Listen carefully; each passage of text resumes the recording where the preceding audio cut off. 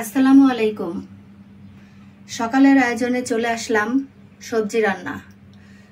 আপনার ঘরে যা যা সবজি আছে সবকিছুতেই এই রান্নাটা করতে পারবেন। চলুন সবজি রান্নাতে চলে যাই। আমি সবজিটা এখানে কাঁকরোল কেটে নিয়েছি, পটল কেটে নিয়েছি। আমি এখানে ডাঁটা দিয়ে দিলাম, চিকন চিকন করে ডাঁটা কেটেছিলাম। এখানে আলু দিয়ে দিলাম, ডাল ভিজিয়ে রেখেছিলাম, ডালটা ঢেলে দিলাম। পেঁয়াজ কুচি দিলাম, আদা বাটা, রসুন বাটা, কিছুটা লবণ দিয়ে দিলাম। এখানে ধনিয়ার গুঁড়া, হলুদের গুঁড়া, মরিচের গুঁড়া দিয়ে দিই, কয়েকটা কাঁচামরিচ ফালি। এখানে সিদ্ধ হওয়ার জন্য কতটুকু পানি দিয়ে দিলাম। এখন আমি এটা ঢেকে দিলাম।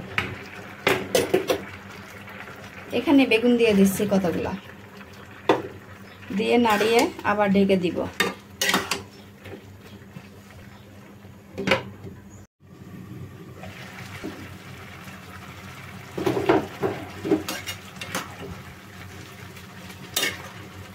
ভালো মতন সিদ্ধ হয়ে গেছে। এটাকে আমি এখন বাগার দিব। এখানে কিছুটা তেল দিয়ে দিলাম, 2টা শুকনা মরিচ,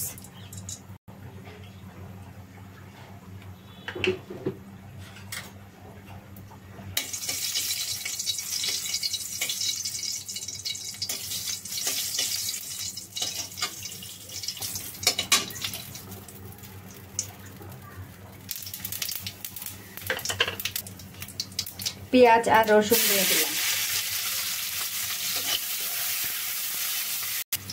এখানে 1 চামচের মতন পাঁচফোড়ন দিয়ে দিলাম। পাঁচফোড়নের ফ্লেভারটা অনেক ভালো লাগে, আর সবজিতে তো পাঁচফোড়ন দিলে সবজিটা খেতে ভালো লাগে। লাল করে ভেজে নিয়েছি। এখন আমি সবজিটা এর ভিতরে দিয়ে দেব।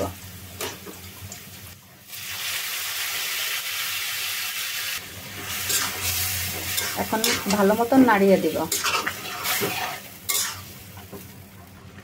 এখানে কতটুকু আমি চিনি দিয়ে দেব, কারণ মিষ্টি কোনো তরকারি দেওয়া হয় নাই, আর সবজিটা যদি একটু মিষ্টি মিষ্টি লাগে ভালো লাগে।